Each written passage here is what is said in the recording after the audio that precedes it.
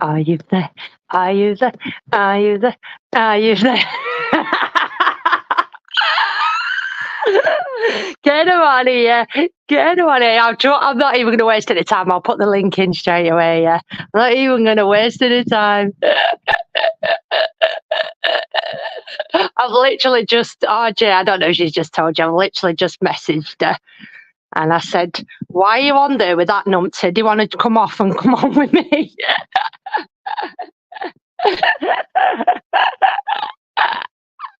I swear to God. I'm like, why are you on that live with that right numpty? Do you fancy jumping off and coming on with me?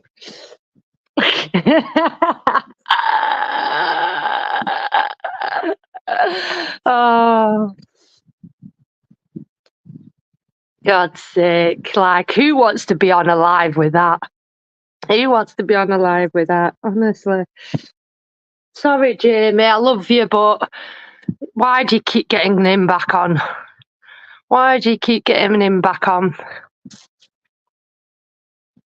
I don't get it. I don't get why he keeps bringing him on. Why does he keep bringing him back on? I swear to God, I don't understand it. I don't get it. Literally don't get it. I don't even know how long I'm going to go live for. She left pretty quickly. It didn't take much convincing, that. It didn't take much convincing at all. I did think whether she'd see the text or what. I don't know, but it did not take much convincing. I thought she might have said no, it's all right, or whatever, or she might have just ignored it, but bloody hell. That did not take any convincing at all, did it? That's funny as heck. That's funny. Get me on the phone.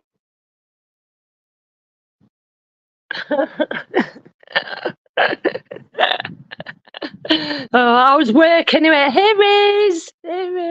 Are you coming up? Princess! Oh God, what have I just done that? I forgot how to do this. Where's she gone? Yeah. Well, you didn't take much convincing, did you? Well, no. Yes, I'm on my way. I'm good. I thought that might have taken a little bit more convincing than that. Oh no, baby. That was it's just hectic over there, isn't it? You're just like I came in, I saw he was live, I logged on straight away within the first minute. I'm like, and I text you, and I didn't even hear what was being said. I just heard it wasn't good. No, they're just going on about the immigration, the stuff that's happening up Stockport, is it? Southport, Stockport, wherever it's gone up today. That massive riot thing going on, and yeah, it's all just. People not see what's going on. The people not see what's happening right now. People are being poisoned by negativity.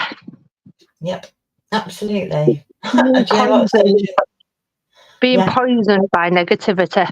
That is what's got too much news, too much rioting, protests, to divide, conquer, wars, stabbings, killings that, too much, and it's like it's too much. It's too much. Yeah.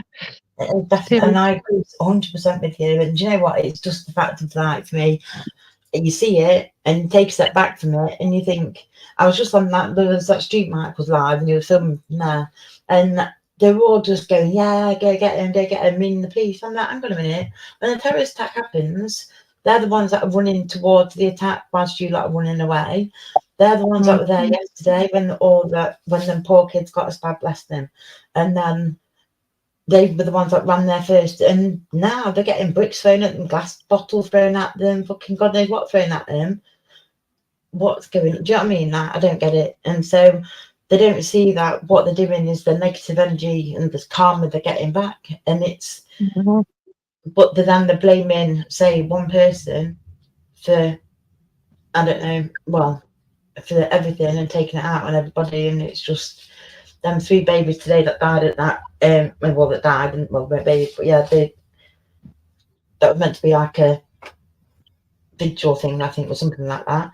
But because of the wrong, I don't know what it's called, a wrong identification of somebody, that's how it's all kicked off. It's madness. People just need to keep their nose out of other people's business and just get on with their own lives. You've just run away with the whole life there. You've just literally run away with the whole life.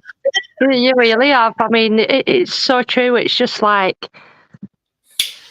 I've just been walking. I've been to see another friend somewhere. I've travelled somewhere else to see another friend, and I've just left and I've just walked away, and I'm like, I've won a lot of it.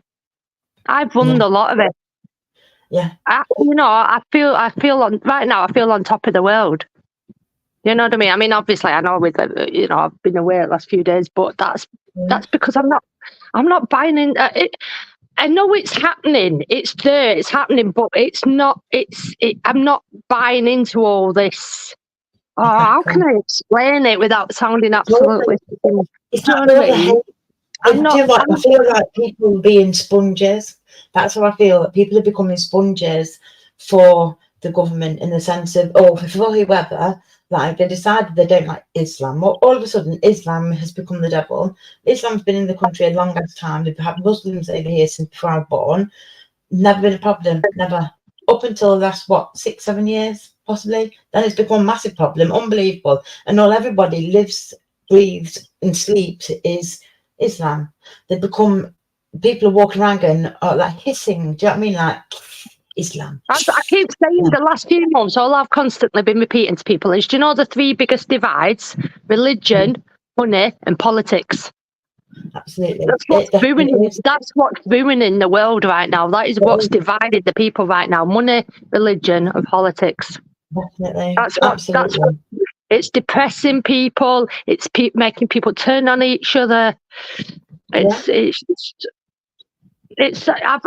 I'm like, that's why I had to escape. That's why I went to, I went on Saturday, right? Yeah. I went on Saturday, and I'm look, this is the thing, right? I'm all for people standing up for what, I've said this all out. I'm all for people peaceful protesting, standing up for the country, standing up for what they believe in, standing up for what's right. But when I was there on Saturday, yes, it was brilliant, good turnout, amazing. The atmosphere was fantastic, but it was hard, and I didn't want to be there. And then to go from that to yesterday being in complete on the top of a cliff, with nobody around me. I was just telling my friend now, right? I know on Saturday they're fighting for freedom. And I get that.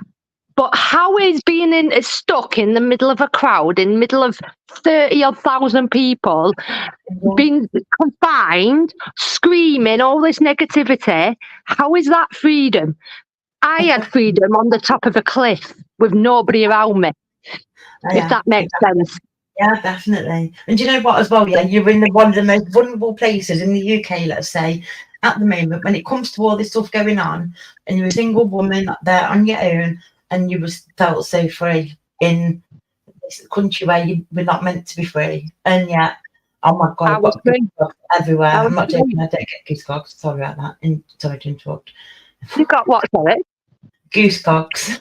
Goosebumps, whatever they're called. Yeah. Did you say goosebumps?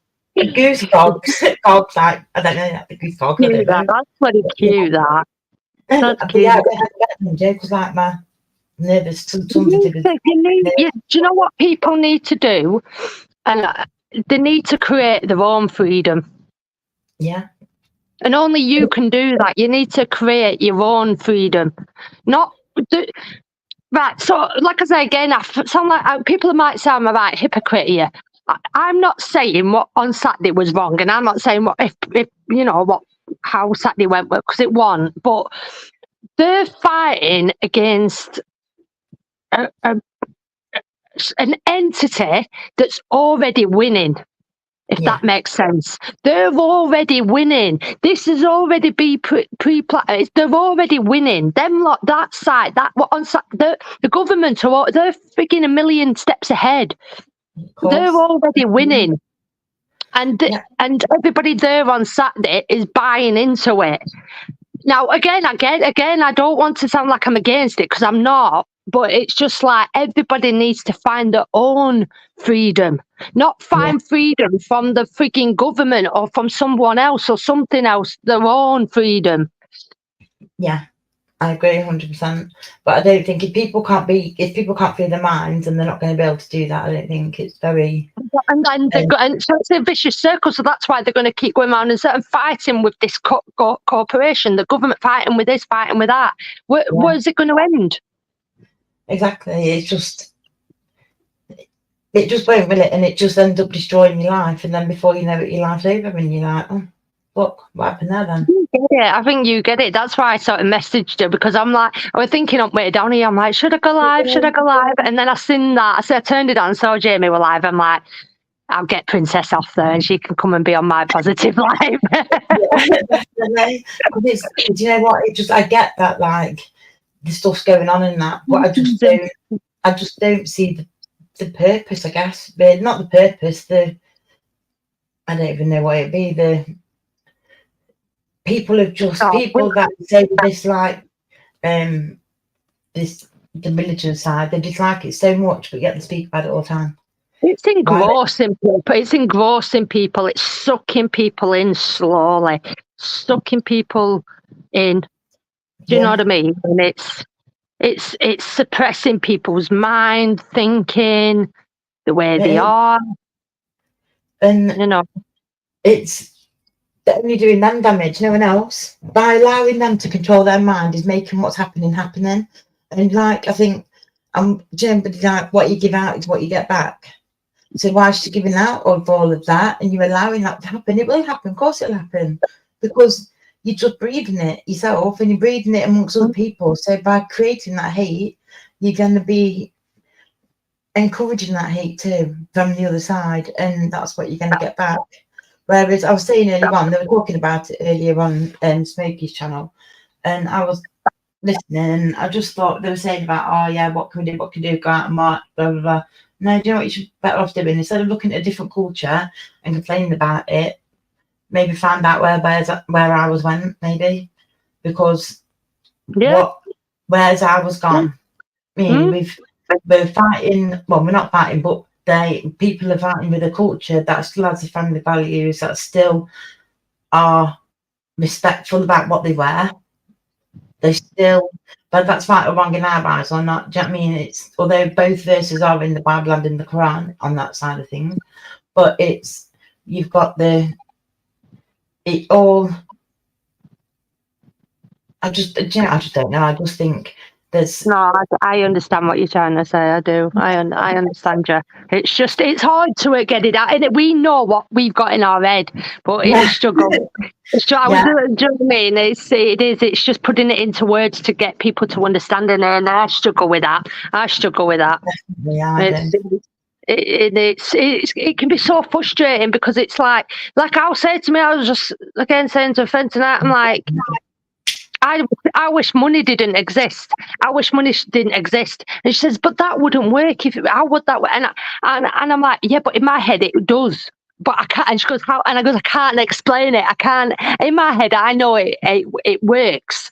But obviously, trying to explain that to get her to understand it, and it's, I don't think there is. I don't think there is any way of getting to it. Only, do you know what I'm saying? We all, what I was talking about was, we all live in our own world. Angela, your world is your world. My world, our worlds come together, and we take little bits and bobs from each other's world. So I'll take something from yours and you take something from mine. But you create your own world how you want it to be.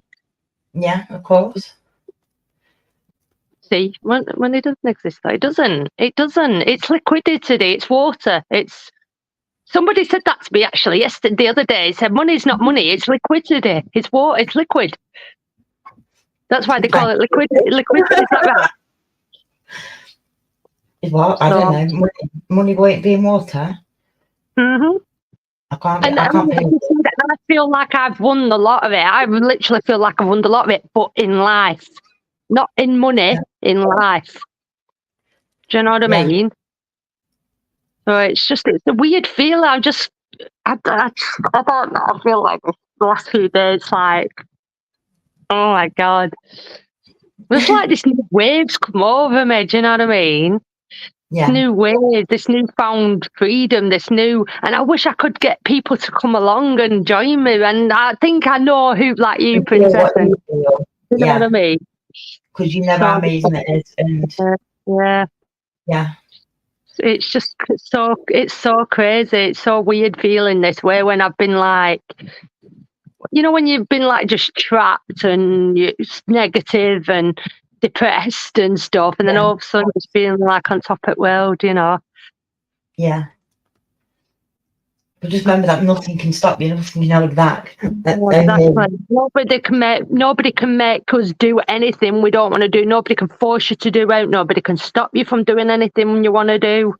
You know. And you only miss the chances that you never take. So yeah. I don't think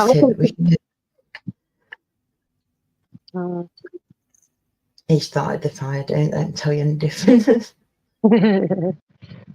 Compared this weather though, it's easily done, and it's dry and it just one spark and someone could chuck a cigarette and it could just go up, couldn't it? Yeah. Don't blame you.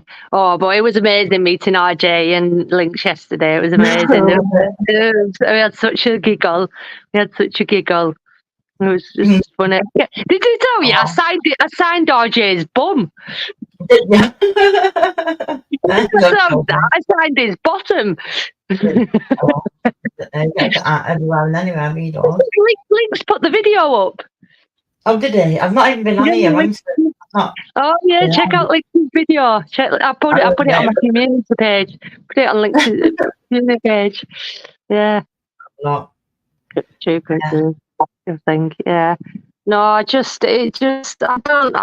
want. This is what I mean. I've got a lot of respect for Jamie. I really have. I've got a lot of respect for him, and I wish I could just jump in there. And I was going to jump on and say we use Lodger stock, but is there any point anymore? Because they all just think I'm nuts over there. They all think I'm flipping crazy. You know what I mean? It's just like, you know. Why do they? I don't know. I don't know. They do. They think I'm bonkers after them. I'm happy to be like that. I just don't think the way they do. I just haven't got, you know what I mean? I've got a different mindset to them. You know. Yeah. Not saying, and you know what? I get pulled on it all the time, honestly. Like, when that first video came out of the Manchester airport with the police, and I got my head, when that first came out, we didn't know anything else about it, before, the after, whatever. And so because I was on Twitter, of all places, someone put something, they need reporting or something like that, and I went, yeah, they bloody do.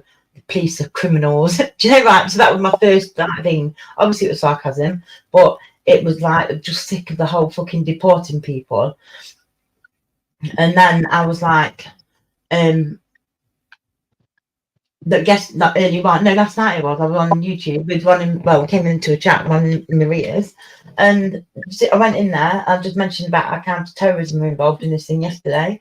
Next minute they went, oh yeah, here she is, the lefty apologist. I was like, you fucking what? You for real? Taking the piss, man. I think I remember walking through London the other night, and whilst I was walking, I actually chucked on YouTube. And this is I wonder where all my data's gone. And I chucked on YouTube while I was walking, and there was a live going. I think you was on that live, and you were talking about that, and it just didn't seem like it very pleasant. And then I go live. This is the thing, right? What happens is I go live, and then everybody, and I understand it. I get it. People are going to do it. People are, and they'll come in. Have you heard about what happened in here? Have you heard about Southport? Have you heard about this? Have you heard about Tommy? Have you heard about? And it's like, guys, can we please have some happy news? Can we please have some happy news? You know what I mean? It's just, Yeah, and I just like, I'm just fed up of stabbings and killings and riots, and you know what I mean. Let's be happy. Let's put all this negativity to one side. And I mean, it's obviously on this life. This life isn't about negativity. You know what I mean? It's not about negativity. So it's just honestly. Yeah, I just wish I wish I could get more people in like us. You know what I mean? Because this is what I'm saying. I think you can. I could tell straight away when we had that. Do you remember when we had that phone call? Was it when we were backstage? We were on backstage after Jamie's, weren't we? Yeah, and I knew that it was backstage. We chatted for hours, didn't we? That must have been about a year ago. That was about a bloody year ago. So it was. And I'm like, we need a group of us like us together who just we know the score. We know the score. We're tuned. We're tuned on. You know. And I think also, do you remember, I think my first live stream ever, well, one of them was with you, and it was that one that went overnight. Literally, we were still on in the morning, and it was one of the best lives ever. I think it went from that Real North Media Robs, he did one, and then it went on to us, and that, I think, was it named Chloe? Was it Chloe with that name? That many bloody names. I know, like I said again, and remember there was Lynx, Telly, there was before then, it was on there. It was before all of them. Well, not Telly, probably, but I didn't do panels in the beginning. I didn't do them, so it might not have been me. No, it definitely was. I promise you, it definitely was. It was definitely. You've got a better memory than me, then. You've literally got Trust me. All I know is all my lives are up, so I could flip back. But I do my own lives. But I just can't remember. I know the first live I jumped on with he was the first person I ever went live with on his panel with me. He's just been in. I don't know if he's buggered off again. As soon as I started talking about going against his politics, he's gone. I don't know if he's still here. He came in, and I think he's probably disappeared as fast. So, but yeah. Shall we watch this now? Say I'll get copyright. Let's review what's. Are they still? Shall we take a guess at? Are they still screaming at each other now? Are they still? Let's see. I'm not going to keep it on. I'm not going to keep it on, but let's see. It won't mind if we're streaming. Oh no, it's gone. It's gone. Is it? Looks like mine went through. Oh. Hi, Jamie. Oh, maybe not. Everyone, come on. YouTube sends you in chats is crazy. It sounds like it's calmed down now. It's probably kicked him off, hasn't it? It's probably kicked him off because everybody will leave it. Somebody jumped just before you. Somebody just jumped before you. Okay. I don't know. I've seen somebody come off and then you come off, so it's like, I bet Crinkle's gone live, hasn't he? He'll be reviewing it. He does that, doesn't he? He ends up going live himself. Honestly. I don't know. It's just madness, isn't it? It's just crazy. It's different characters clashing as well, isn't it? It's different characters. Yeah. Go on, I dare you, Jamie. Go on. Go grass me up. Yeah. We're all over there bitching about you. Probably already been beaten to it. Probably somebody else has already done it. So, yeah. I'm not bothered. Like I said, I'll never say anything bad about another creator, but there's just some people. It's just, Yeah. Say, go over. I think RJ was good. They both. Do you know? The other time, what time was it? I think both RJ and bloody Lynx conked out last night. Though I stayed awake till 1 o'clock last night, and them two both. I think the alcohol and the heat must have got to them because both of them. I text them, and neither of them text me back. So I'm like, they've gone to bloody sleep. They've literally gone to sleep. That's what they are. It's like it's madness. But yeah, it was a good day. So we were talking about going ghost hunting, and Links were getting all excited. We'll go and do this. We'll go and do that. We'll go and do this. And I would have stayed there today, but they were both busy. They were both, you know what I mean. They were both busy. And I can always come back down another time, can't I? You know what I mean. Come back down again. Yeah, definitely. I'll come down next time as well. Definitely. Well, and then we can even take it one step further, because I was even saying to RJ about, buddy, wouldn't it be good if we could just pull? Like I was saying, RJ, would you ever like quit your job? But he's like, no, I've got a princess to please. I've got a princess to please. I'm like, wouldn't it be good if we could just clump together and just like go on a road trip or something? You know what I mean? Just travel and go on a road trip together, wouldn't it? You know what I mean? We would love to. We know we would love to. We said it before. I'd just love to travel with like-minded people like you and Links and people like you, and just see the world, you know what I mean, and have a laugh and put all our troubles behind us, you know what I mean? Yeah. I wouldn't say Links is like-minded. I'd say he was maybe minded a little. It's a laugh, though. It's a laugh, and we people like people like Links needs people like me, you, and RJ around him, doesn't it, to calm him down. Definitely. To calm him down. Yeah. So, you know. I'm very much like Links, and he's a good guy. He's a good guy. Even with Links, I knew it's a bit of a nutter, in it, like, and I know he's probably had his problems with, you know, like a lot of us had, but it's straight away, I think there was something about Links, you know, proper genuine. Exactly what he was on here, though, isn't he? What he's on here is exactly what he's like in real life. And that's why there's no fakeness, there's no pretense, there's no act or anything like that with him. Yeah. He's always been himself on here. Excuse me for interrupting, but incoming message from the impatient one. Oh, child, what does she want now? You okay with the meal deal? Oh, yeah, I'll be fine, tell her. I don't care. No, actually, I'm hungry. No. Well, no, I am really. I suppose I have no choice, but yeah. Luke, see you as well, Luke. Yo, dog, how are you doing, buddy? When are you back out? When are you going back out filming then, eh? When are you going back out filming? No, I'm back asleep. I don't even know what to say now. I've gone live and I'm just Don't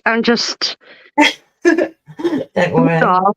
I don't even know what to say now. I'm just speechless. I just feel like on top of the world right now. You know what I mean? And you lot are amazing. You know what I mean? I'm surrounded by good people. Same, yeah, definitely the same. And I think it's been for me where like good people come back round into your life and for a reason. And like with yourself, like you've been on here for ages, but I never thought, because you went back on here, I was like, oh God, I hope you're all right. Not sure if you're going to be coming back on or not. And then you have, and you're like on it, like proper in a good way. And I think that's cool. And so, yeah, it's good. Definitely. And like I say again, I'm not one for doing, you know me, I can keep saying this, I'm not one for doing these panels, and I'm not going to do them every night like Jamie or anything, but because I do like making my videos better. I do like, doing that. So I'm going to, and they're not going to go anywhere. I'm always going to create content. I'm always, whether people, again, I always say whether people like them, watch them, enjoy them or not, I'm always going to keep going with my content. You know what I mean? Yeah. No, and every now and again I'll do a live like this because I do like it is good to pull people together in it and interact with the viewers. And, if people want to come on and whatever. So yeah. I agree. Yeah, definitely, because it also gives people like just a chance to speak, doesn't it? I think it's more light-hearted as well. It's a little bit more. There's no pressure in here. Nobody's going to gang up on you in here, and there's not going to be arguments breaking out and fighting. And do you know what I mean? Like there is in others. So. Yeah, isn't there? That's why I think that's why. I mean, and I know that because that's why I don't get the numbers in. That's why, but you know what I'm saying. That doesn't bother me. That doesn't bother me at all. You know what I mean? So, You know, it is what it is. In fact, it's nice because I feel like we can speak more. It's not because probably if there were more people in here, I probably would feel more pressure to put some sort of act on. Do you know what I'm saying? And it's weird. You know, I feel like it's so daft. I feel like I'm just genuinely on a phone call with you right now. You know, it's we're not. Even though we're not, we're still live to the world. There could be 1 million people watch. Do you ever think of that though? I know like the number says 6, but I always think there could be one of them people in that 6 that could be streaming it to millions of people. So that technically 1 million people could be watching us and we wouldn't know, would we? You know what I mean? Imagine that though, like, canal. That would, can you? Because if that number said 1 million, it'd freak you the hell out, wouldn't it? It literally would freak you the hell out, but 1 million could potentially be watching. You know what I mean? We wouldn't know. So it's a weird feeling. You know what I mean? It definitely is. I mean, I think from early on it made me laugh. Yeah, it did make me laugh. About I wasn't on anything. I was watching that other channel, and a guy went on there, and he started talking about how he was the creator or something to do with the metaverse, and like, do you know how he? Oh, Tommy, go suck at it. Sorry, I shouldn't look at the chat. I do apologise. And so that distracted me. I do apologise. I was just like, what? Oh, fucking hell. Yeah, so, now, yeah. I was like, the other day I was in the VR, just like shooting people as you do, and I was talking to quite a few people, and they've got YouTube channels, and just and so I come back and Thea, and I was like, oh, I've just been, networking in the metaverse as you do, and no, exactly. Oh, I thought you called me a snail then. I was just about to tell me about Gary the Snail, Angela. Tell me about Gary the Snail. I will. Oh no, he was my friend, and RJ killed him. You didn't tell that part, RJ. Exactly. You didn't say that part. Or did you? Oh, I forgot that bit. And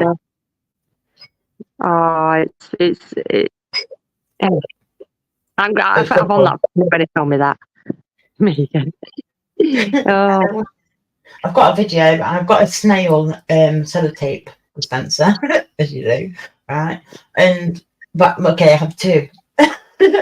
One was pink, one was blue, but they broke. So now I've got a pink and blue one. So I've just managed to put them together. Right? Yeah, I'm gonna put it up. I'm gonna put it on now. I did a little video of it. I'm going down to my friends, and I took it with me. It was late at night, and I kept on like putting this. It's quite big, probably about a small ruler. It's probably about that high, and so it's quite a big plastic thing. And then I kept on putting it like on top of road signs and in bushes and like random places, and taking videos of it and pictures. God knows what people thought, but I've done a wicked video of this little adventure. You have put it up? No, I haven't yet. No, but I will do. Yeah, put it up and I'll check it out, share it. Oh, I'm sorry, Vic. Don't worry. Share that. Oh, it's in another planet. Sorry about your friends. How long? What can you say? I can't think. I don't know what to say. Come up if you want. Come up. You're more than welcome to have a good cry with me. Let the tears out. It's good to cry. It's good to cry, you know. I know the feeling. Sorry to hear that.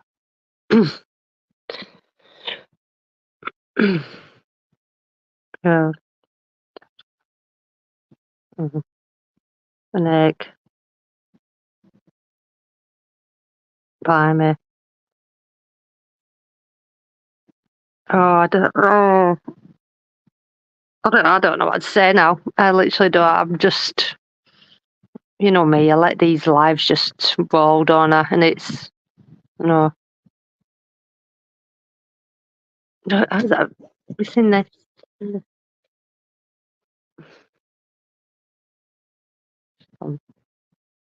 Yeah, definitely. Oh, definitely.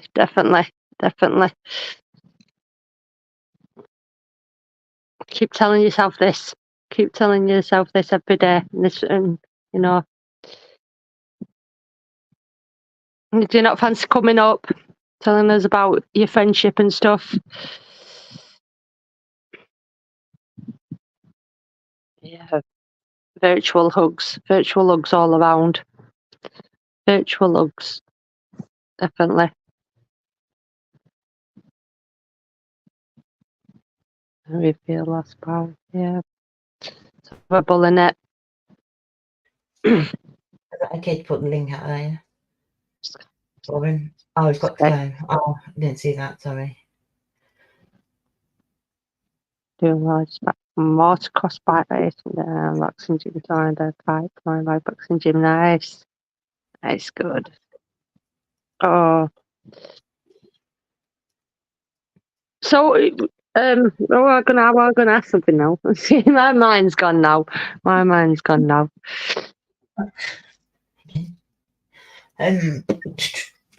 When are you coming back down? When are you coming back down here? Do you not know? When are you coming back? Yeah, I don't know. Yeah, I've got to just continue. I'm still having some like treatment bits and pieces doing, and so I've just got to wait for that to end and know where I'm going with that, and then I'll be able to know what's going on really. But it won't be long, I hope, because it's boring. Like, already, I'm like thinking because when me and Lynx were talking, and it's like, yeah, I can't wait to come down again now, and it's like I want to be, you know. Yeah. I don't know when that'll be now. It could be ages. No, you should go down anyway. Like literally, like you'll love it. Honestly, like all the time down there. I love being down there. I feel at home down there. Definitely, I do. In it, when you go somewhere and you just feel like I belong here. This is where I belong. That's you know what I mean? That's exactly how I am down there. Honestly, doing that egg oval shape that we were talking about earlier. Oh yeah. That birthing canal. I don't know why I call it that, but yeah, that place. I felt that I belonged there. Absolutely, that was it. I belonged in that place, and it was. I couldn't envision like having a place to live there, like permanent for myself. A hotel, yeah, that's fine. But yeah, like where they can come in and do everything for me, and then just do stuff around me, and then I'll just get on with my daily life, sitting downstairs in the birthing canal. People watch, but. Andy, give us a flash. Huh? Oh, there you go. I think that's a flash. Thank you. Hello, Andy. Hi, guys. Hello. Yeah, Kat, I was going to say I was watching your video in London earlier today. Yeah. You was referring to London Bridge as London Bridge. Oh my God. It's Tower Bridge, not London Bridge. I know. Yeah. I knew I'd do that. I don't know whether you heard this story. American saw Tower Bridge thinking it was London Bridge and wanted to buy it. So we bought London Bridge and shipped it over to America, only realising that he had actually bought a totally other bridge. So that bridge now resides somewhere in America, in some fun park in America. But that's a true story.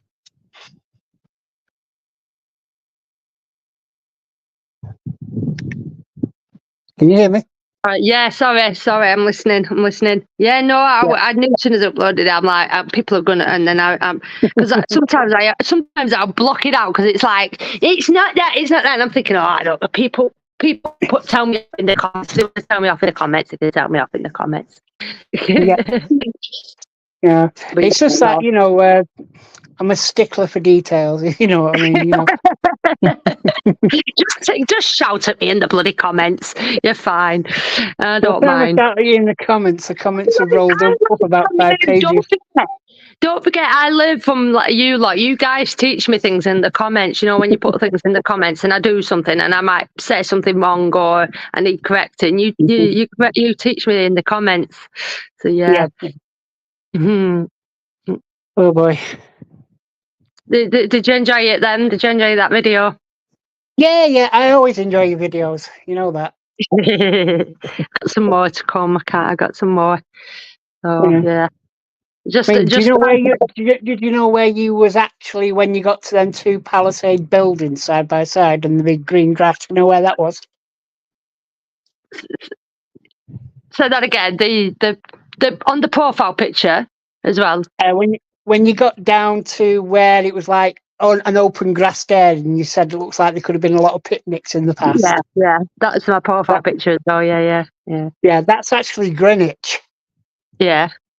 Yeah, now not far from them is the Greenwich Observatory, which is important to the UK because the line of Greenwich tells you where you're either behind Greenwich Mean Time or in front of Greenwich Mean Time, and that line goes right through Greenwich, right down from the North Pole to the South Pole.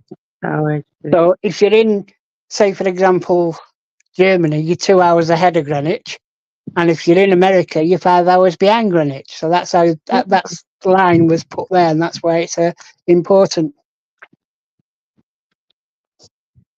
See, I need to. It's realistically, I should know this before I do the video, so I can actually say it on the video. That would be good. Yeah. And that boat that you saw with the masted boat, that was the Cutty Sark, which was a tea clipper.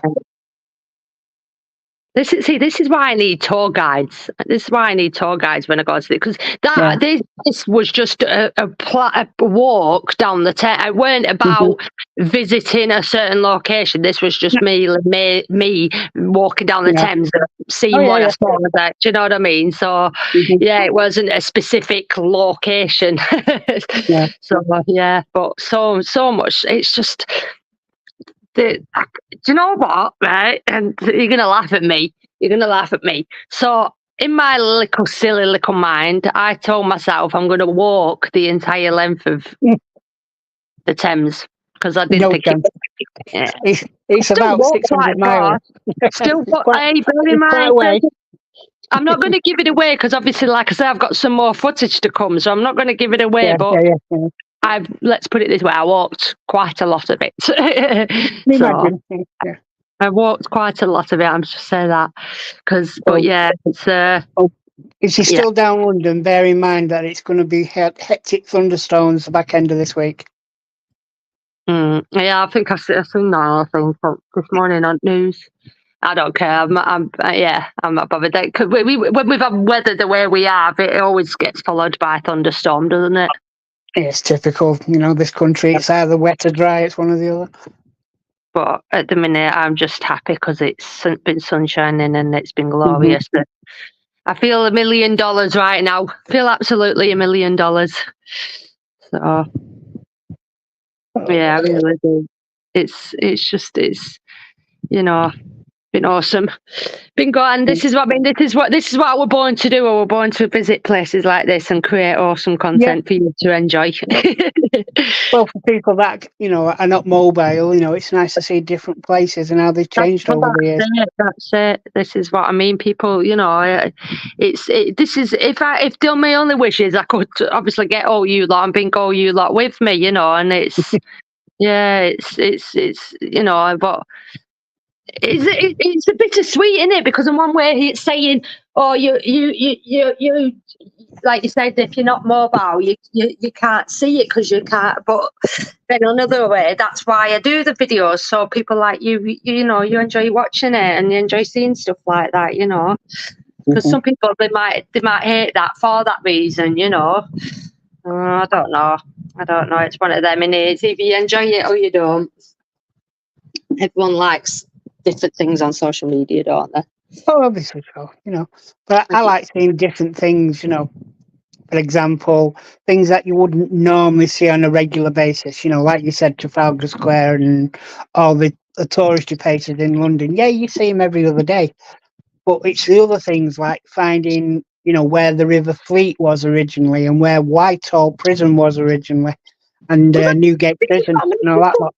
like I said on my video, people forget about the little nooks and crannies. When you think about somewhere like London, you do think about Buckingham Palace, the Mall, the Trafalgar Square, but your mind, you've got to put them aside. I think they're all tourist traps, but there's little nooks and crannies of London. There's other parts of London that people like that. Like I said again, right at the beginning with that little house was with the witch, and it's like, you know, how many people get to see that? You know what I mean? How many people get to see that? So, I mean, have you heard of the tale of Burke and Hare? The what?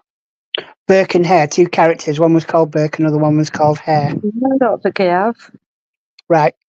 In Edinburgh in the 1800s, Edinburgh was a city of learning or teaching, and they had a lot of universities there. And Burke and Hare cottoned on that they could go and get dead bodies out the ground and sell them to the teaching hospitals in Edinburgh. And they got paid for it. And they thought, yeah, it's a good crack, but they went one further than that. They started killing people and selling the bodies that they killed. Now, this is where it gets interesting, because you said that watchtower for looking over the graves. Now, eventually what happened is they started to put the recent burials, they put them in what they call a mort safe, which is basically iron railings over a grave so you can't get the body out. Now, what's ironic is eventually Burke and Hare were caught and they were convicted and hung for the crimes. And Burke's, I think it was either Hare's body or Burke's body, was sold to the teaching hospitals in Edinburgh for dissection.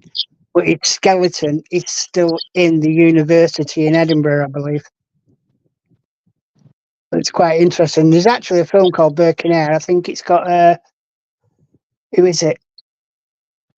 Oh, can't remember the name of the actor now. I picture it in my head. It'll sound like you know so much information and then bad with names. Yeah, that's it.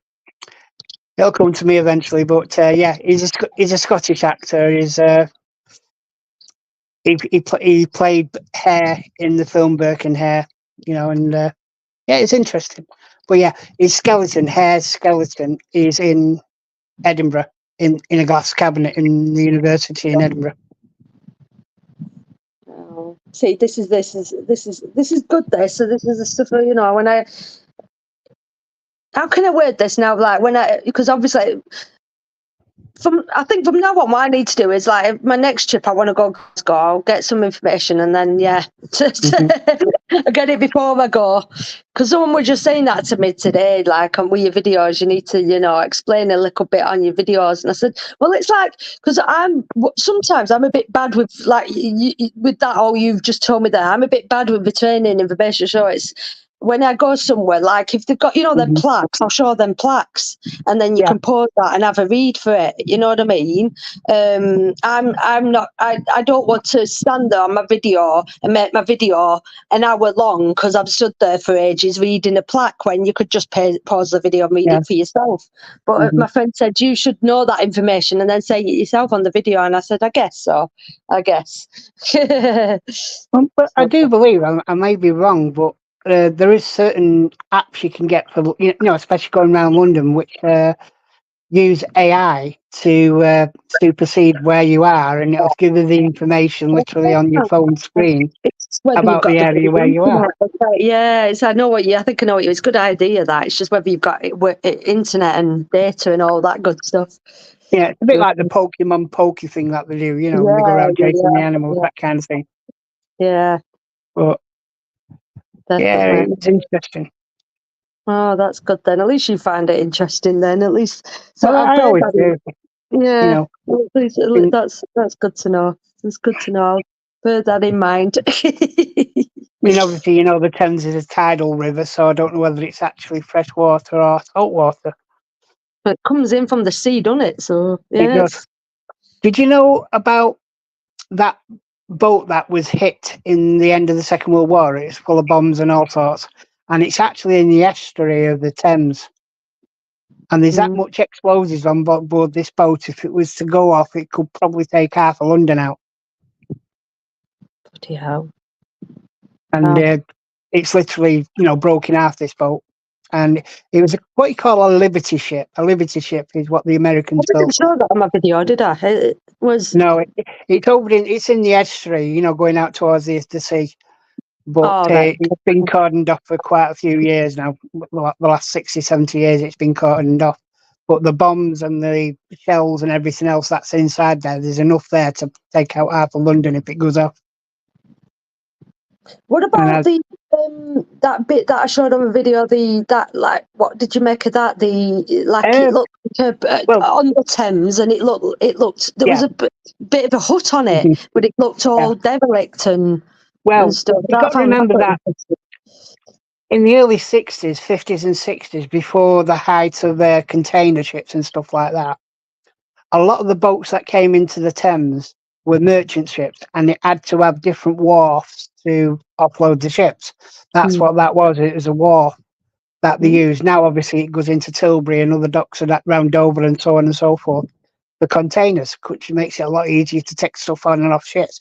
But at that time, it used to be all, 2 bags of rice on one shoulder and a bag of coal on the other, sort of thing, and it was offloaded by the guys that worked at the docks. But yeah, those structures you saw in the river were basically moorings for ships. That's all it was.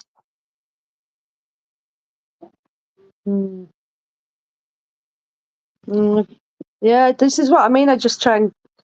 It's just you like I say, you got across the Thames, you got the big freaking plain, boring ass skyscrapers that are dull and then all of a sudden there's just these amazing buildings that have character, and you know what I'm saying, and that's that kind of looks. Well, to give you an idea of what it would have been like, if you remember the Sweeney, the TV series, they used to film all around the Docklands area, and it was all derelict after the war sort of thing, so that's what they filmed. Obviously now they've redeveloped it all, and to guess how much an apartment around that area now, I would imagine 10 million, probably more. That's right. That's what I mean. I asked that on there. That blacker floats, right? I mean, God, it would be nice to wake up to that view every day, but the price of it, I don't think anything would justify the price. Yeah, but it cost you nothing to wake up to that view yesterday morning. So there you go. That's it. That's why I was just saying. I don't know if you heard me when you come in about. I do literally feel like I've won the lottery, but I'm winning the lottery in life, not in money. Yeah. You know what I mean? Feel on top of the world with life. You know what I mean? Just incredible. It's just an incredible feeling. So I just wish everyone could think this way instead of freaking being compelled by all this. Oh, Princess is gone. Princess gone. Yeah, all this. Oh, she's back. Hang on. Oh, Fluke's on. Fluke, are you there? Yeah. Hang on. Can you flash? Yeah, he's there. He's there. Yo. Hello. How you doing, Kat, Andy? How are you? Hi guys. You okay? Yeah, I'm good, thanks. That's good. Hang on, let me just. Yeah, I can see now. But what it is I've got you on my TV, but I've muted the TV so I can talk to you on the phone. And that way, then it's a bigger picture. So. Yeah, sorry, I YouTube's playing in the background, so I'm sorry I was getting it twice, but. I hope she's all right, RJ. She's good. Yeah. Cool. How are you doing, Kat? All right? Yeah, I'm good. Yeah, I'm good. I'm all right. What about you? What's good. the news? I keep missing the live streams. I don't know what goes on. I either don't get a notification I've not done that many. It's fine. Honestly, because I'm a bit sporadic, and I don't do these lives a lot, so it's fine. Yeah, and then suddenly I'll refresh the page or so, or go and do some bits and pieces around the flat, and then come back 2 hours later, and it says, "Oh, Kat's live," and it's 2011 minutes long. I mean, where did I miss that? I didn't get a notification. I think I might be shadow banned. People are telling me they're not getting my notifications, and people are telling me they've been unsubbed from me, and I don't know. I don't know what's going on. I really Yeah, don't. it does happen. But I think if anyone's having that problem, the best thing to do is just go back to Kat's main channel, or the main homepage of her channel on YouTube, and just unsubscribe, reload And then the page, and then subscribe yeah. again. So, Yeah. if that helps, I mean, So, I tried it, but I know something odd's going on with my channel, but I'm not even going to let it worry me, because if I do, it's like I just carry on plodding along. It's, it is what it is. You got to, ain't you? Otherwise, you let it consume you, all the numbers and statistics and what's going on and why is this doing this, and the joy gets taken out of it. Yeah, no, it is what it is. That's YouTube for you, isn't it? It's not. Yeah, I don't think you'd fully understand the workings of going it unless you bloody worked for TikTok themselves and understood why they do what they do and take videos down and restrict videos and this and that. So yeah, I'm not even going to question it. I just make a video, put it up, and it does what it does. That's what I always say. Yeah, it's funny because I follow this guy called Jeff Berwick, and I've been following him for years. He's really quite funny, as well as obviously up here as well. He knows what he's doing. He knows what he's talking about. But he had all these different platforms like Patreon and Subscribestar and his own website and this, that, and the other. And he actually had a LinkedIn page, which he never posted anything to his LinkedIn page. No videos, no photos, no comments, no nothing. And they banned him from LinkedIn, even though he hadn't put anything on LinkedIn. Yeah, So, I had a similar scenario with it. Yeah, and it's just the censorship's just getting ridiculous. It really is. But it's like you get people with 30, 40,000 subscribers to an audit channel, and they get like 1,200 views on the video. And it's like, that's ridiculous, because either nobody's getting notifications or they're just shadow banning you to the point where nobody can view it, or it might come up and say this video has been removed. But if you use another search engine and then type in YouTube and then go to the very same channel, you can see the video. So it's all a bit suspect, because I think YouTube's so tied in with Google that if you're using Google, then... I think this is where, I don't know if you know what happened not so long ago to with me with one of my, I put a video up, and obviously it was the first one I put up in a while, and it got over 1,000 views, and then I was commenting to somebody in the comments, and he said he went to reply to me, and it was one of my views that let me know, and he said, your video's gone. And I went, what? He went, your video's gone. I can't see it. I can't see your video. And I said, it's still showing up for me. Anyway, this particular video had been restricted to my UK viewers.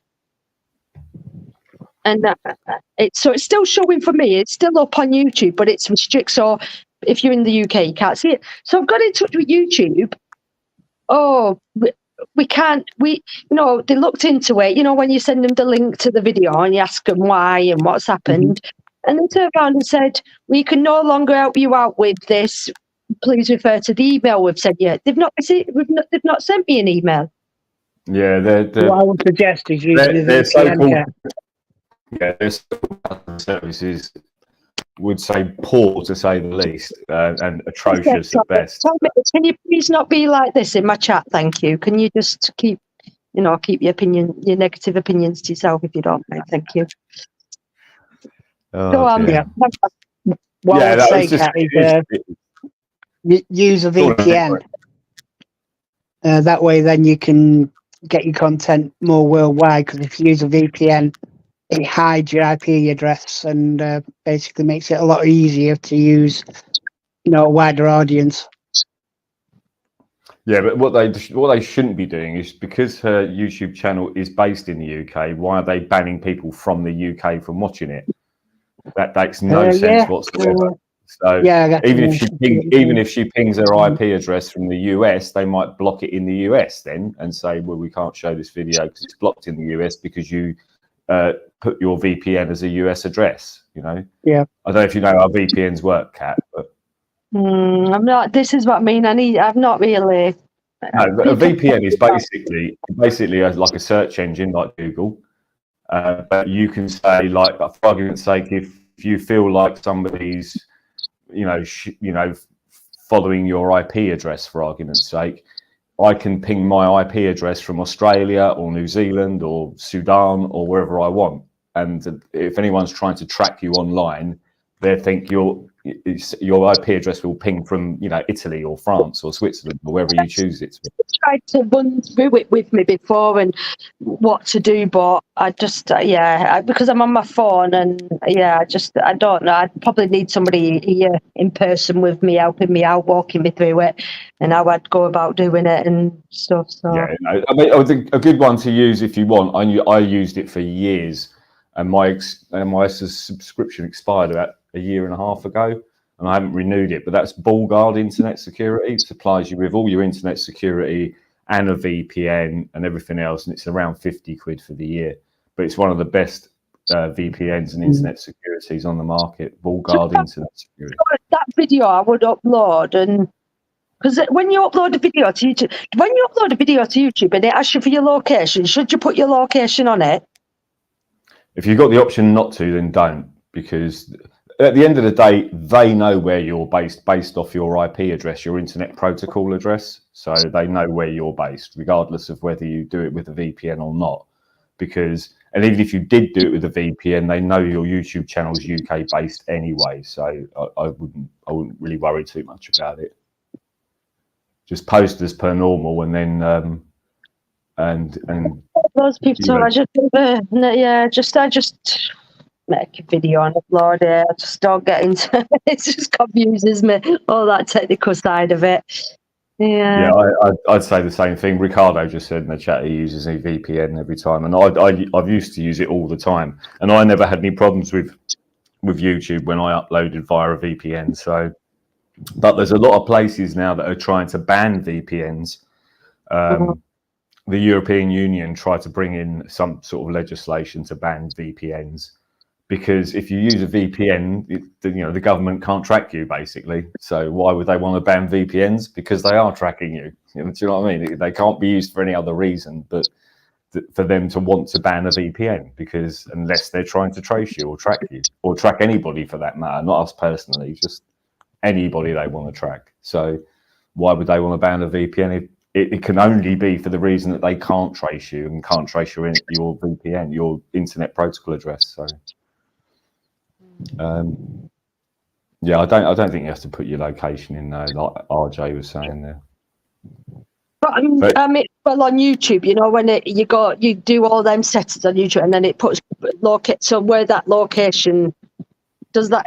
Does that? I don't use location services for anything. Not my phone, not my laptop, nothing. I just don't use any location services. The only time I use a location service is if I'm, say, out and about and I need to get a bus somewhere, and I have to put my location services to get the real-time information for that bus. Once I've got the information, I close the website down that I'm using to locate the bus, and then I know what time it's arriving, and I just turn off my location services straight away, because I don't want people tracking me wherever I go, or I have the opportunity to track me, or you, or anybody else for that matter.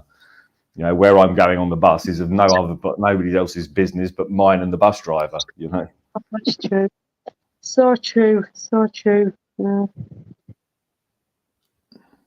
That's it, innit? There's two sides to everything. It's true, innit? It's very, very true. It's very true. Right, but your location can prove you're innocent. Right. Yeah. That's an interesting question, because at the end of the day, if you exercise your right to remain silent, they can accuse you of whatever crime they want. It's the onus is on them to prove you did it, not you to prove yourself innocent. No, just remember, the most important right you've got is keep stum. Yeah. No, it's madness. And I'll tell you what, I watched a 45-minute what do you call it? Like an address to a crowd of law students in the States. This is quite a few years ago. I'll see if I can find it for you.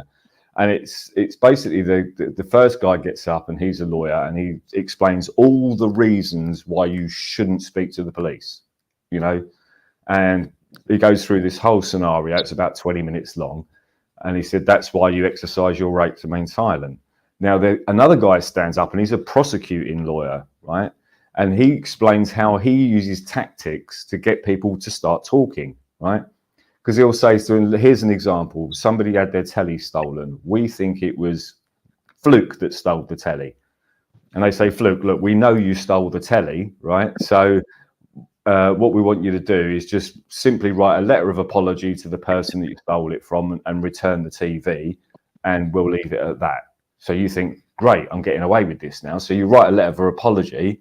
He goes in front of a judge and says, this guy's just admitted guilt to stealing the telly, and here's a written apology to the person he stole it from. That's proof that you stole that telly. And that's why you don't speak to police. Because they're allowed to lie to you, basically. Yeah, they are. There is actually a thing, I don't know whether you've heard this story, but when they read you the Right Act, you know, you've got the right to remain silent, yada, yada, yada. And at the very end, they say, do you understand? Do you know what they actually mean when they say, do you understand? Do you stand under that statement? When they pull you over in the car and they say, do you know why we've pulled you over? That's the same with that. I would respond with, well, I don't know. I didn't pull myself over, so why don't you explain it? Yeah. It's similar. They're wanting you to incriminate yourself, really, aren't they? Exactly. Yeah. Exactly. That's what they want to do. But the phrase, do you understand, is not, do you understand the caution? It's them saying, do you understand to stand under their authority? That's what it means. Yeah, just don't answer questions. If he says, we're charging you with X, Y, Z, do you understand? Just don't answer questions. Yeah. That's the truth in court, isn't it? When you're in the court, because I'm sure I've seen the video where somebody did it, and it was in court, and he says, I don't understand this procedure, and it got it called off.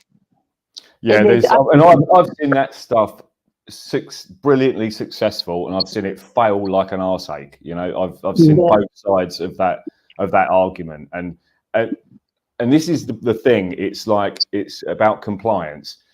If everybody did the same thing every time they went to court and followed all those things, then it would just jam the whole system up. But because only, say, one person out of 100 goes down that route, it's easier for them to kick them out of court or charge them with another crime or contempt of court or whatever. Because it's like COVID, as an example, is because what were the government going to do if we all said no to COVID restrictions and all went about our daily business? There's 60 million people in this country and only 125,000 police officers and only 600 MPs. So how are they going to manage us? They can't manage us if we don't comply. Well, yeah, I agree.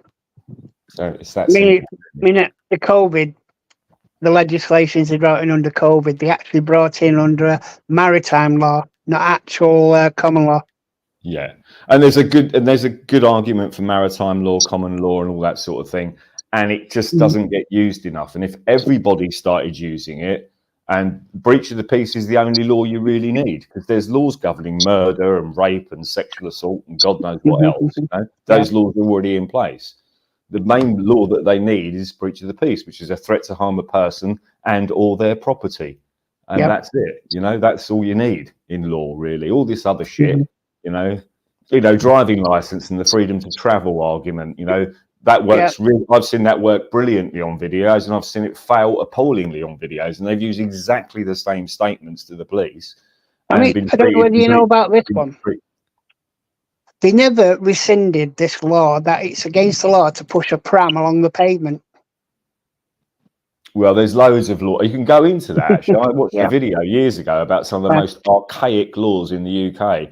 Where, like, things like you're not supposed to, you know, it's illegal to feed pigeons or something stupid like that. You know, it's just they're just the most archaic laws that have never been taken off the books. But if you've got ridiculous laws that have not been taken off the books, then why do we have laws that, you know, really are just as archaic as feeding a fucking pigeon? Do you know what I mean? Is that stupid? It's like the black cabs in London, the Hackney carriages are supposed to carry a bale of straw in the boot for the horse. Well, yeah, that would date back to obviously medieval times or whatever, but yeah, I mean, it's just it's one of those things you can look into. But it's the same thing. It's about compliance and non-compliance. And look, I was talking to someone the other day, and I've done a GDPR complaint against HSBC. I've done one against Tesco's. Mhm. I've now won my settlement with Kent Police over the barracks audit. I'm now doing another GDPR complaint for a friend of mine who got given a parking ticket because the DVLA have shared his information with a third party without his consent. So the GDPR complaint will go against the DVLA.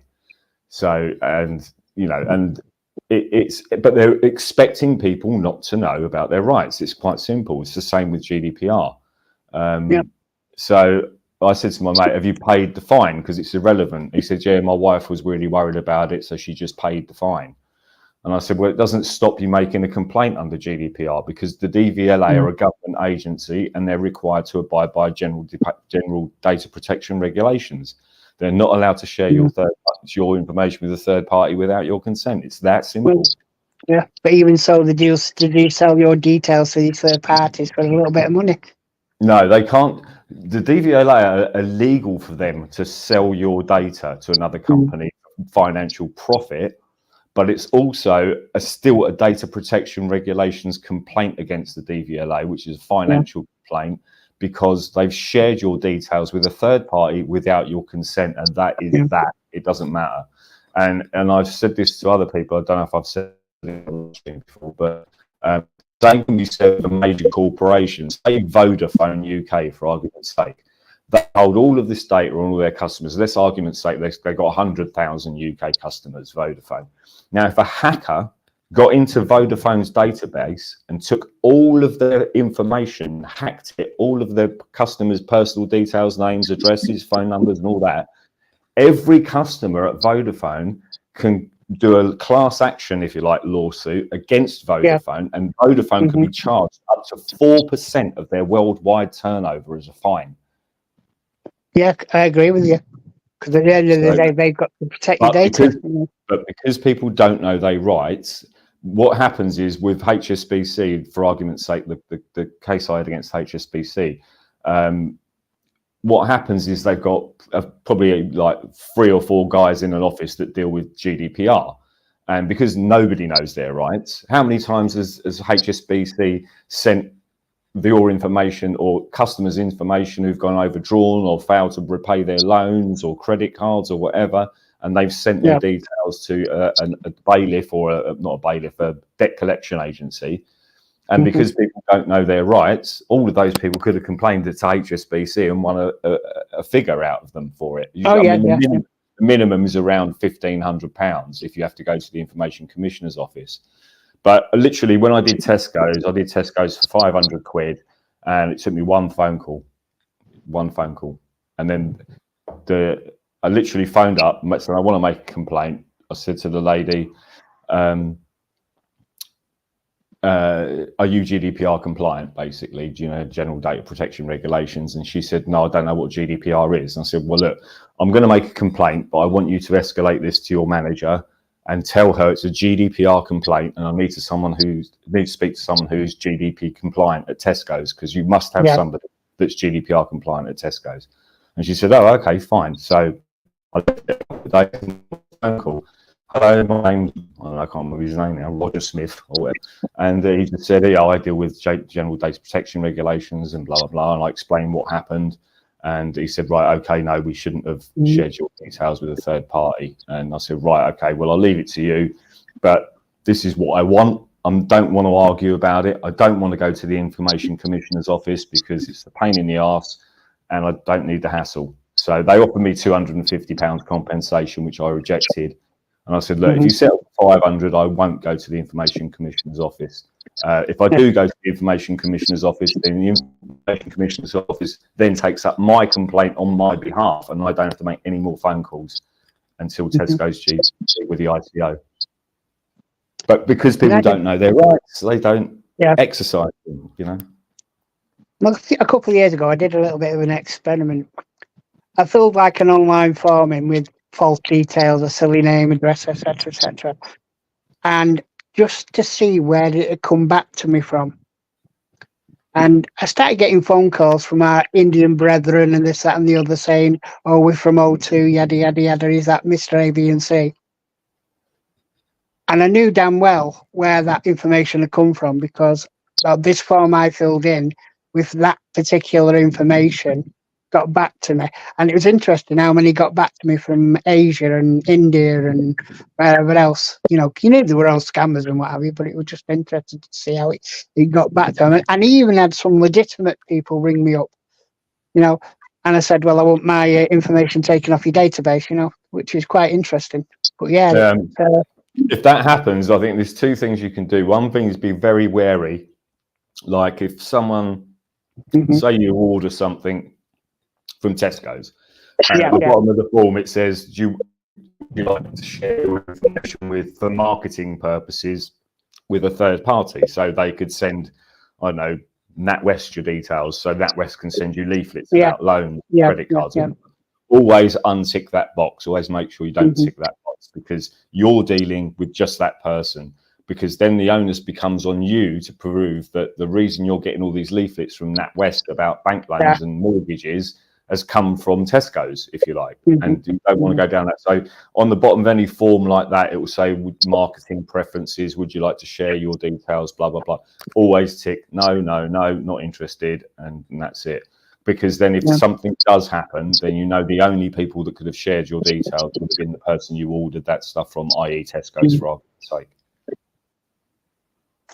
It's really pretty simple, to be honest with you. Oh, yeah. But it was just interesting to see how far that false information would travel before it got back to you, I had a mate of mine that done his bank, because he had a right ding-dong with his bank, and it took months to sort out. And he got the right arseache with them. So what he did was he opened a new bank account. And I'm not going to name names or which bank accounts or whatever, but because it's kind of strange. But he actually robbed the bank, technically, and sued them at the same time. So what he did was he opened a new bank account, transferred all his money from his previous bank account into his new bank account, but he had an overdraft left on his debit card and he hadn't closed the account. So he went to the cash point, took out, over 2 days, he took out, I think it was about 500 quid, and walked away with it because he had the overdraft on his debit card. He then phoned the bank and said, I'm closing my account. I've got us £500. He said, tough titties, what are you going to do about it? Because he knew that the first thing they would do was write him a load of letters saying we want the £500 back, and he was going to tell them to go F themselves. And after about 6 months, they got a letter from a debt collection agency, which gives the reference number and the debt and the amount that was involved. So he knows that that bank sold his details or gave his details to a third party without his consent. So not only did he take 500 quid out of the bank at the cash point, he then sued them for £1,000 in GDPR violation as well. Yeah, I see what you're saying. Yeah. So that. I wish more people were like this. This is what I mean, fighting back and just because I was just saying this to somebody today about it feels like no one's willing to question anything. They just go along with what they're told. They're going along with the easy option, and that's why they get away with it, like with the TV license and all that. They just get away with it because people are just believe what they're told. You must have a TV license, otherwise you'll get £1,000 fine, otherwise you'll go to jail. So they just, and then obviously with the fear of bailiffs coming knocking at your door and all that, they get scared, and you know what I mean. So it's just like if more people just were more aware and knew and were glued up and were stronger and just fought back and questioned it. Could you imagine the difference? The other thing that frustrates me a little bit, and this includes GDPR, is when it came into force, especially in Europe, it was more of a European-wide thing. I'm not sure how it works in maybe New Zealand or Australia or the US, but in the UK and Europe as a whole, these people were fighting for these GDPR rules to come in and trying to force corporations to abide by these GDPR regulations. Now, once it was pushed through and voted on, they said, yes, you can't be just sharing people's information because it's their privacy, it's their right to privacy, so you can't do it. The people who pushed for that, at which point did they go out and explain to the general public, you now have these rights? If a company does X, Y, Z, like I've just told you, why didn't they educate the public? Why have I got to do it? Why didn't the people who fought for those rights of GDPR regulations not tell the public this is what you can do if somebody shares your information. You can sue them for it. So why isn't that told to people? You know, when I tell people about this, people think I'm either crazy or I'm a genius. Do you know what I mean? No, it's just the way it works, you know. And the funny thing was, just to make this really funny, I was explaining how it worked to one of my neighbours, and this was hilarious. She said to me, "Crikey, you know more law than the police do. Why don't you go and work for the police?" I was just like, I couldn't stop laughing. There are a few people that it's like, yeah, no, they wouldn't, because you're not a robot. You're not a robot. You don't want to work for an organisation like that. No, I'd rather work for my solicitor and sue the shit out of them every day, because that would be more interesting. If the police paid me £500,000 to go and work for them, and my solicitor paid me £100,000 a year to go and work for him, I'd go and work for my solicitor. The thing is with the police, though, as well, they wouldn't take people like us on because they want people they can control and brainwash and manipulate. We're clued up. We question it. We question the. Do you know what I mean? We wouldn't just bow down and think, yes, boss, 3 bagfuls, boss, would we? You know what I mean? We think for ourselves. I don't think when it comes to them, people, they wouldn't. They don't want people like that. Yeah, because they want order followers, basically. You know, are you going to do what you're told? We jump over that fence, you know, or do this training, or do that training, or do this, and they wheedle out people who just go, "Hang on a minute, why am I doing this? I want to serve the community." You know, we'll mark him down for that. You know. Yeah, exactly. This is what I mean. It's not about the people anymore. It's not about, you know, it's following orders and yeah. Yeah, it just kind of reminds me of the George Orwell 1984 novel. Yeah, it's exactly what it is. It's like all this surveillance state, and you know, I remember Henry Kissinger. He went to meet Chairman Mao or something in the 1970s, or whoever it was, whoever the Prime Minister of China was at the time. And this is in the late 70s, and he was telling Kissinger about how they process information and how they keep tabs on everybody and how they can control sort of 1.8 billion people, you know, because of using like what is now the social credit score. And if they, you know, cock up or do something wrong or don't pay a fine or, you know, this, that and the other, or don't, you know, go along with the rules, if you like, you know, it affects them as personally, you know. And Kissinger said in a statement, it was alleged that he commented on this statement saying, "The way of China will be the way of the world." Yep, that's the thing. Because there's an old saying that, you know, you control the masses, you control the world. Simple as that. Yeah, and this is all about. I said on a live stream recently, I was doing one in America, and I just said, look, the thing is, these people control the monetary system. They control the, you know, oil price. They control the gold price, the silver price, the price of copper, any commodity. The price of that is controlled and manipulated. The one thing they don't have control of is us as human beings, and that's what they want control of next. Oh yeah, definitely. Yeah. Definitely. It's like say, if you control the food, control the fuel, and control the money, that's it. You've got us in, you know, by the throat and curlies, basically. Yeah, and this is the thing with like the 15-minute cities to a certain degree now. Yeah, that was a bit weird when I read that one as well. You know, because that's the same thing. It's a system of control, and then they want to introduce a carbon tax. Now, say for argument's sake, your carbon tax to order your shopping from your favourite, you know, shopping place or whatever is 10 miles. They might charge you £1 a mile as a carbon tax for them to ship your shopping to you. But then you wouldn't have the choice because you can't travel outside your 15-minute city because that's more than 10 miles. So either they charge you for sending you shopping, or they charge you for traveling outside of your 15-minute city to go and get your shopping. So either way, you can't win. They'll charge you for driving out of your 15-minute cities to get your shopping, or charge you to have it delivered to you. It's just another way of them putting their hand in the average Joe's pocket. And bear in mind as well, a 15-minute city would be half the size of the Gaza Strip. Let that sink in. Yeah, mean, Cambridge is one of them that they were aiming for, wasn't it? It's like the ULEZ thing in London, the amount of, camera Yeah, that. and all that. It's all because of that. Yeah, well, that's working out well for him, isn't it? Again, this is the two-party paradigm, because people think, if I vote Conservative, they're going to do this, and Labour won't do that, and it's bullshit, because the whole ULEZ thing started under the Conservatives with Boris Johnson, and it was completed by the Labour Mayor of London. So it doesn't matter who you vote for, you're going to get ULEZ, whether you like it or not. And you can push back as hard as you like, but all they're going to do, you go out and wreck a ULEZ camera, and Sadiq Khan goes out and pays another God knows how many thousands of pounds to send out another load of contracts to put up another camera. So it's like you're paying for your own demise, because it's tax money that's paying for all these cameras. You go and destroy them, they tax you again and put another camera up. You destroy that one, and the vicious cycle goes on and on. So, I mean, I read somewhere that it's going to cost more to get the electric cars around London than the ULEZ cameras cost to actually put up.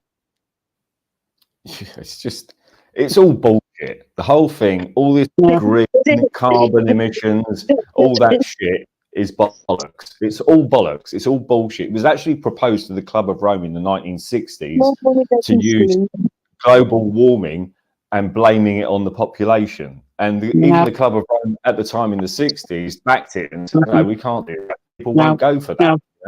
Well, we may have something like a 0.001% influence on the warming of the planet. Yeah, in reality, it's a natural warming up. Yeah, we've been coming out of an ice age for the past 10, 12,000 years, and we will get to a point where it's going to be really hot, then it flips again and starts going back into an ice age. Simple as that. Yeah, it's just horse shit. It's just another way of them.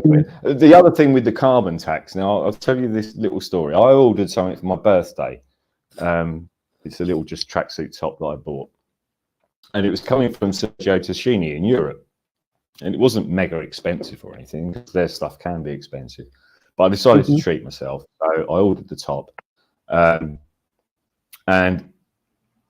bear in mind, the carbon tax is based on what you order and how long it takes, and the mileage it takes to get to you, right? So I ordered this top. And a couple of days later, I got an email saying your shipment has been received. It's now in transit. And it was in transit from Harrisburg in Pennsylvania, America. Right? Okay. And it went 500 miles in the opposite direction to Cincinnati, right? Okay. From there, it went to New York Airport, where it was then transferred to another DHL plane, which flew across the Atlantic, landed at East Midlands Airport. It then went from East Midlands Airport to Heathrow Airport, and then it went from Heathrow Airport to Gatwick Airport, which is just up the road from me, and then it was delivered to me. Now, can you imagine the carbon tax attached to ordering that jumper? Yeah. It would probably cost me £1,000 to have it delivered, and it cost me £100 to buy it. Yeah. I mean, it's like, they say go with electric cars. But, I looked at this a while back. Now, I live up in the Manchester area, and you can imagine there are a lot of back-to-back houses in Manchester. Yeah? Now, if every car in Manchester had an electric car, you'd have all the wires going across the footpaths like the leading Grand National, and people won't be able to walk up and down the streets with all these wires coming out. So how they could feasibly get everybody to drive an electric car is mad. Yeah. It wouldn't work. It wouldn't work. Someone just said in the chat, I'm not far from there. Not Michael Nottingham Audits. Yeah, I mean, it's not the most salubrious place to live in the country, but it's close to Brighton and London and wherever else you want to go. But yeah, I mean, this is the thing. The bottom line is it's all bullshit, and it's just another way of putting your hands in people's pockets. I mean, look at this. What was that twat's name again? God, I always forget his name. Sunak? No. And no, the guy that's pushing all the green stuff, the American guy. Oh, God, it's tip of my tongue. Anyway, this guy pushing the old ice caps are going to melt, sea levels are going to rise, and low-level places are going to get drowned out and flooded. The same guy that's pushing this bullshit has 9 beachfront properties. 9 beachfront properties. Mm-hmm. And he's pushing this bullshit. So anyway, it is what it is, but you know, they're all at it. They're all at it. You know, like Bill Gates going on about climate change. That's horseshit. The guy's got more Learjets than you can poke a shitty stick at. He's got a fleet of helicopters and he's got a collection of Porsche 911s. Yep. And he's worried about the climate, is he? Yeah, like fuck he is. The climate emergency applies to you and me, not them. Yeah. It's like these bloody idiots at Gatwick Airport yesterday, you know, where there is this sat across stopping people getting into the departure lounge, and they're just walking over them. I was just laughing my head off when I was watching the people just walking with the cases, hitting them on the head as they're walking over them, you know. Yeah. Mad, crazy. No. I said to my brother was talking about it. And he was like, oh, well, he was going on about his pension fund and how he's almost paid off his house and this, that, and the other. And it's like, yeah, but what you don't understand is if they get away with what they want to get away with, you ain't going to be able to spend 3 months a year living in Spain and then coming back over the winter and coming back in the spring back to the UK, because the cost of you going to Spain for 3 months is going to be so exorbitant that you won't be able to afford it. So your dream of going to Spain for 3 months every winter is going to be completely unaffordable if they haven't already stolen your fucking pension. But he doesn't listen to me, so that's fine. You know, I hope it doesn't happen. I hope he gets his retirement and his pension and he can live in Spain for 3 months of the year. You know, that'd be fantastic. But you know, they've got to realise the other side of what's going on here. Yeah, bring back Freddie Laker, I say. And it's the whole bail-in thing. I said to him, you've heard of a bailout, a bank bailout, haven't you? So I said to my brother, you've heard of the bank bailout, haven't you? He said, yeah. I said, well, that's where the taxpayer funds, through the government, funds to bail out the banks. Now they've got a different thing they're going to use the next time the banks go to shit. It's called a bail-in, where the banks get to take everybody's money on deposit with the bank. And if that's not sufficient enough to pay off their debts, then they go to the government and apply for a bailout again. So they can take all your money out of your bank account and freeze your bank account and use that money to bail themselves out. Well, that's technically that goes back to. Well, that basically goes back to 2 years after the. I think that was 2011 that came in, that they voted for this bail-in rather than a bailout. Yeah. I thought they had that like £85,000 protection on anything like that. But that's no good if you've got £2 million in the bank. Well, your bank takes you £2 million and then you get 85 grand back. You know, what if you've got 86 grand? You're going to lose £1,000 and you're going to get 85 back. You know, but it doesn't really matter. If you're going to have some sort of protection around what money you've got deposited at whatever bank it is, it should be for the full balance of your account. Yeah, I so understand. If you've got £1,000 in your bank account, you get your £1,000 back. You know, it shouldn't apply if you've got £1 million in your account, you get 85 grand back. That's no protection at all, is it? No, I know what you're saying.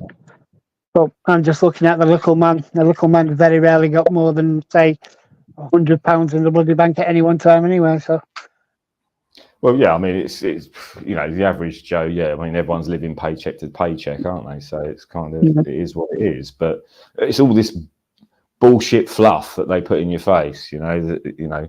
And the same thing what happened with ULEZ, with whether it's Tories or Labour that did it. It's still the same two-party paradigm. People are stuck in that paradigm that, you know. The two-party illusion. I'll vote for him because he won't do ULEZ. No, they both did ULEZ. And COVID was another example whereby, you know, it was like, you know, the Conservatives brought in lockdowns and close your businesses and you can't go out between 9 and 5. You have to stay at home. You can't have more than 6 people around for Christmas dinner and all that bullshit. And Labour just said that the Tories didn't lock down hard enough or fast enough. So either one party that you voted for, you would have got lockdowns whether you liked it or not. I know. I mean, that was Okay. just basically just a trial to see whether everybody would comply or not. That's all it was. Yeah, exactly. So You know, anyway, I've got, is Kat still on? Is she gone to sleep? Yeah, I think so, yeah. just listening away. I was just listening away. Go. I mean, I've got a squirty bottle downstairs of like a normal kitchen disinfectant. And I've had it about 10 years, this particular disinfectant. And I was reading on the back of it, and it said COVID-19, etc., etc. Now, this is a good 8 years before we even knew about COVID. Yeah. So it's not like it was a new thing, you know. It was just something that they picked up on and said, yeah, we'll try that one for a change. Yeah. And it's just basically what happened to the flu during the COVID. You know what I mean? Yeah, it's the same. The whole thing goes back to the same person, which was Neil Ferguson at the University College London, and he was behind. He was behind going back as far as 2001 with the whole mad cow disease. That was Ian Ferguson. The Zika thing. That was Ian Ferguson. Ebola. That was Ian Ferguson. All of bird flu, avian flu, H5N1. All of that came from Neil Ferguson at the University College London, which inherently is funded by the Bill and Melinda Gates Foundation as well. Yeah. So, you know, and he's been behind all of this shit, and he was behind COVID as well. And he was the first person to go and breach lockdown laws to travel across London to screw another man's wife while we were all locked up. Yeah. Well, there you go. There you go. One rule for them and one rule for everybody. And one rule for them. Of course it is. So anyway, guys, I need to jump off. I'm sorry, but I was just about to say I'm trying not to have a late one tonight because I've got to get up early in the morning. So yeah, so I've got a hospital appointment tomorrow, so I don't want to miss it because it's quite important. No. So, but yeah, well, so it's been nice chatting to you guys. You too. Yeah, you all keep safe. It's have you back. Yeah, I hope everybody's good and I hope everyone's well. And everybody listening in the room, you know, enjoy yourself, keep safe and stay safe out there. Yeah, and we'll try and do another live some other time. Yeah, okay, definitely. All right, guys, I'm going to go. Good night. Keep safe. Good night, everyone. Bye-bye. Coming on. Thanks for jumping up. Okay, take care, Kat. Thanks for having me on. No worries. All right, you look after yourself, yeah? Thank you. You too. You too. Yeah, I think I'll manage all right. Right, everyone in the chat, thank you for joining as always, and I'll catch you on the next live, whenever that might be. You know, my lives are always spontaneous. And again, check out future uploads to come. I hope you all enjoy my videos, and yeah, stay tuned. Bye. Ta-da, take care.